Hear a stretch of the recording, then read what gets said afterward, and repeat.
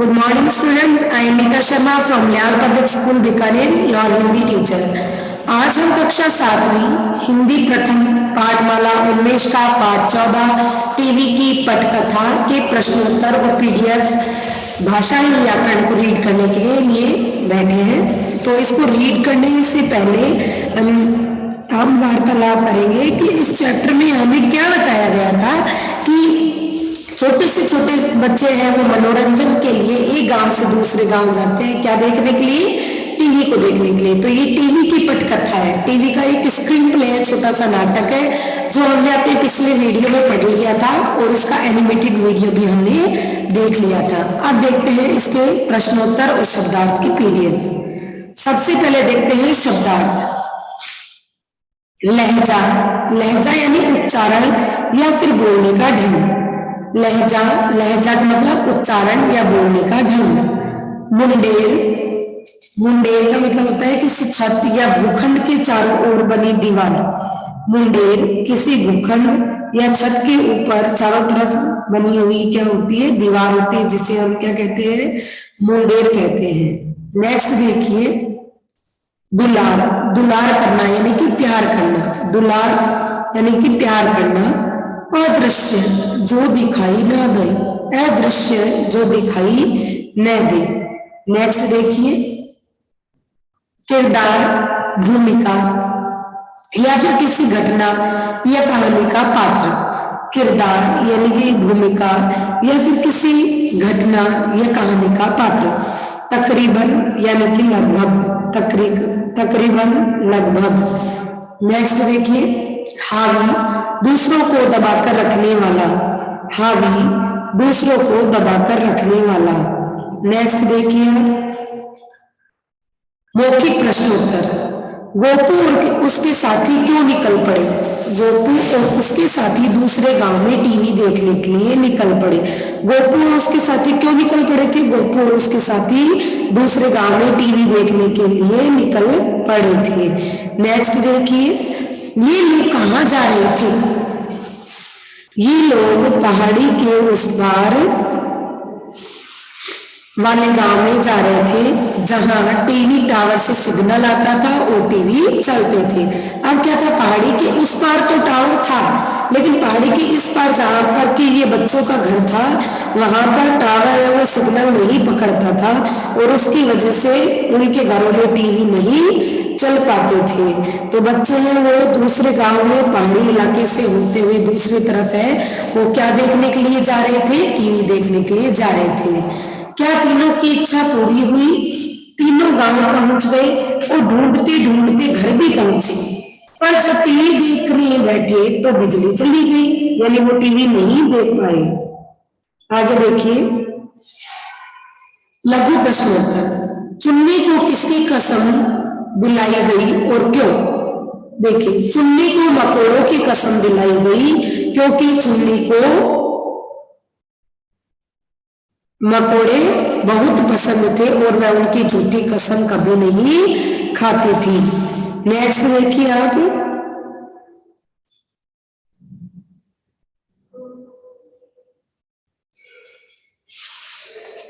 Cinema की कहानी को क्या कहते हैं? सिनेमा की कहानी को पटकथा या स्क्रीन प्ले कहते हैं। सिनेमा की कहानी को क्या कहते हैं? पटकथा या स्क्रीन प्ले कहते हैं। नेक्स्ट देखिए पटकथा में दृश्य और किरदार की कही हुई बातें या डायलॉग होती है। अब देखिए कहानी तो कोई भी कह लेता है, एक जना कोई भी खड़ा होकर कह लो वो कहानी हो गई, ठीक है। लेकिन जो पटकथा होती है उसमें दृश्य होते हैं। जैसे कल हमने पढ़ा था पटकथा में सीन 1, सीन 2, सीन 3, तो वो पटकथा में दृश्य होते हैं और किरदार की कही हुई बातें ही क्या होती है? डायलॉग होती है। नेक्स्ट देखिए टीवी देखने का गोपू का क्या आइडिया था? टीवी देखने का गोपू का क्या आइडिया था? गोपू का आइडिया था कि पहाड़ के उस पार वाले गांव में मनोहर चाचा के घर पर टीवी देखने के लिए जाएंगे। टीवी देखने का गोपू का क्या आइडिया था? गोपू का आइडिया था कि पहाड़ के उस पार वाले गांव में मनोहर चाचा के घर पर टीवी देखने जाएंगे। नेक्स्ट देखिए संक्षिप्त प्रश्नोत्तर। गोपू ने 26 जनवरी की परेड कहाँ देखी?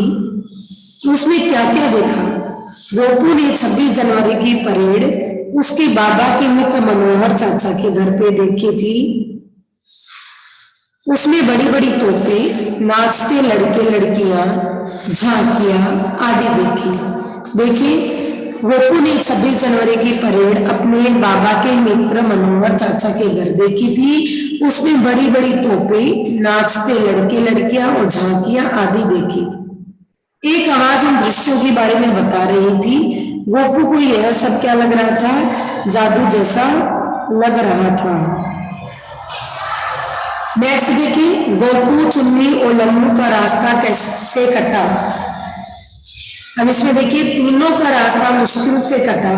पहाड़ी रास्ता काफी लंबा था। बीच में एक बस से टकराते हुए बच्चे को ड्राइवर की डांट भी खाई। वे चलते चलते सब्जी मंडी पहुंचे। वहां काफी भीड़ थी। चुन्नी घबराकर रोने लगी। उन्हें मनोहर चाचा का घर मिल नहीं रहा था तो तीनों ही रोने लगे। लोगों को जब पता चला कि वे मनोहर चाचा के घर जाना चाहते हैं तो उन्हें खबर भिजवा दी और वे उन्हें लेने के लिए आ गए। किताब में लिखी कहानी और सिनेमा में दिखाई गई कहानी में क्या अंतर है?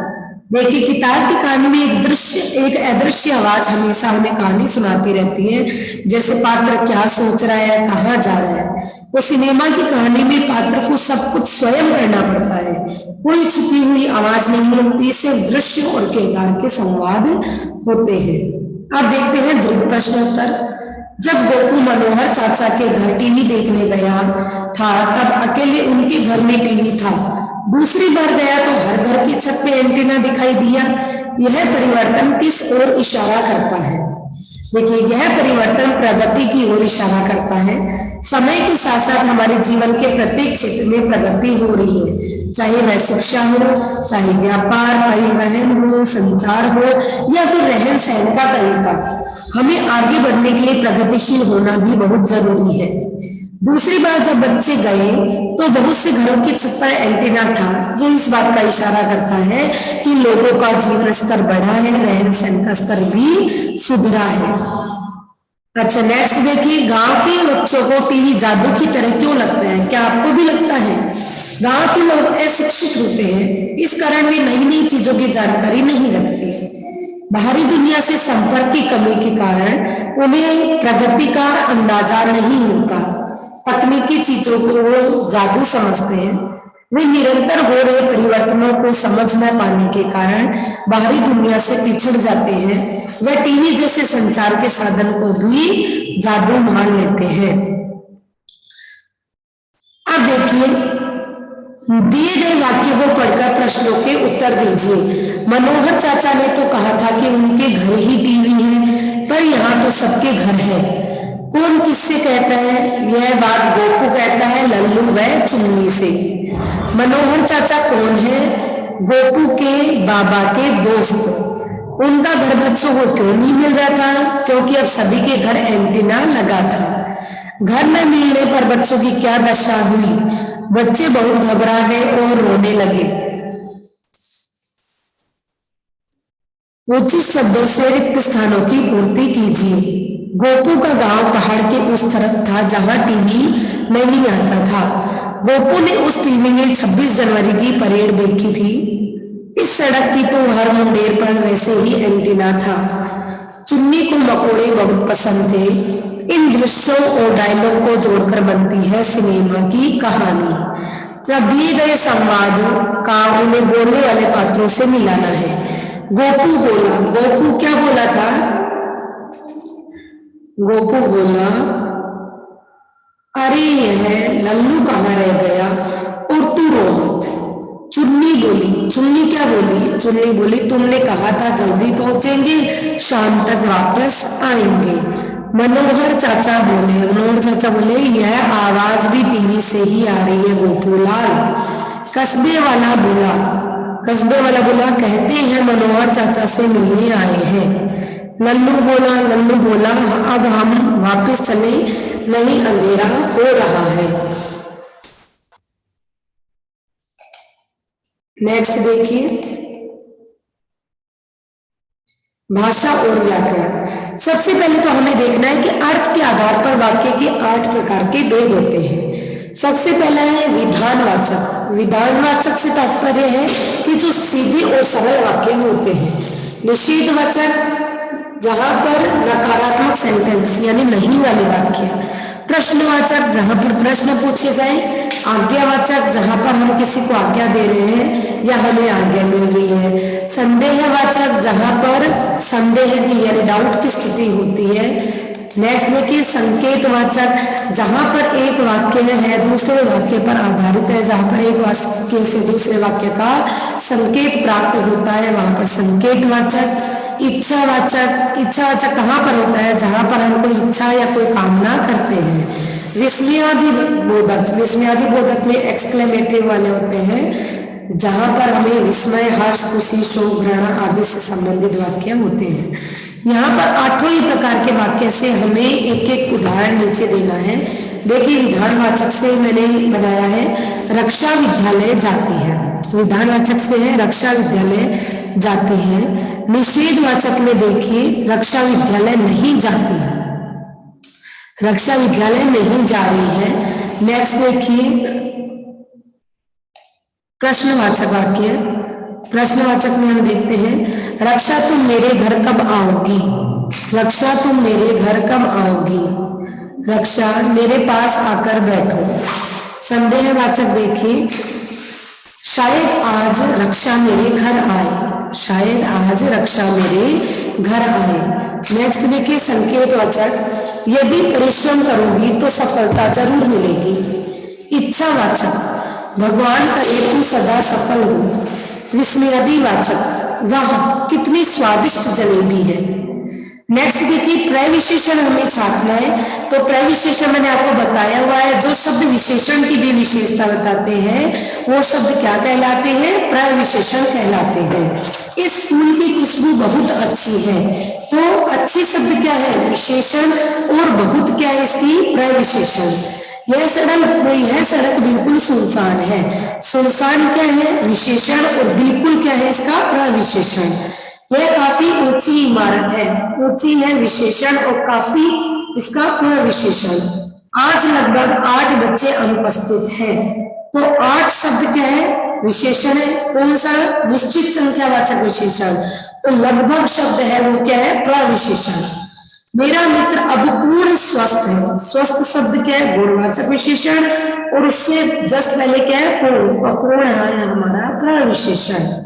अब देखिए छोटी की और बड़ी की, तो ये जो छोटी की है वो एक योजक शब्द है। जब 2 वाक्यों को आपस में जोड़ा जाता है तो छोटी की का यूज होता है, जबकि वाक्य के अंतर्गत संबंध बताने वाला शब्द होता है वो बड़ी की का होता है। देखिए जैसे मैंने सोचा, अब मैंने क्या सोचा, अगला वाक्य उससे कनेक्ट हो रहा है, तो यहाँ पर आएगा कि छोटी की।